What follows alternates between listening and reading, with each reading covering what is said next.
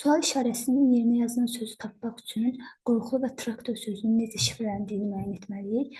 Bunun üçün verilmiş sözləri nömrələməliyik. 1, 2, 3, 4, 5, 6, 7. Deməli, burada bir də nömrələnən D hərfidir. Burada da 1 ilə P-sı göstərilib. Yəni, deməli, P-sı D-ni ifadə edir. Daha sonra 2 onu göstərir. Burada 2 ilə Y işarələnib. Deməli, Y hərfi onu ifadə edir. Daha sonra 3 AB ilə işarələnib. Yəni, burada 3 olan R hərfidir. Deməli, AB R-i ifadə edir. Bu qayda ilə hamısını tapa bilərik. Məsələn, 4 FA ilə işarə olunub. Deməli, 4-cü burada X hərfidir.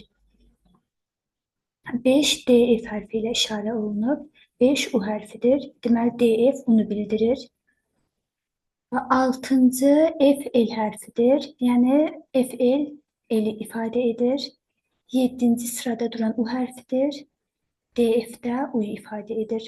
Traktor sözündə bu qayda ilə tapırıq. Nömrələmə aparaq. 1, 2, 3, 4, 5, 6, 7. Deməli, birinci sırada duran T hərfidir. Burada UV, deməli, T-ni ifadə edir.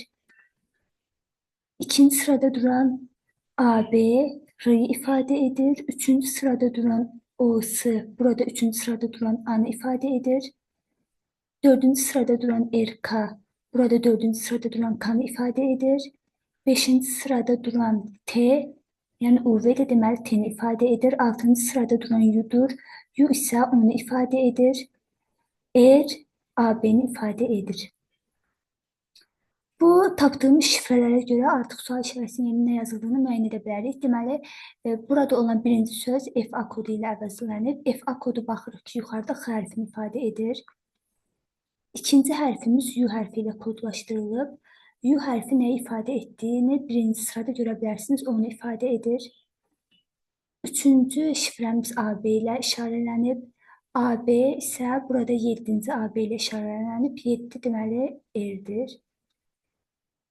Dördüncü UV ilə işarələnib. UV, baxırıq hansı sırada var. UV burada birincidir. Deməli, T hərfidir.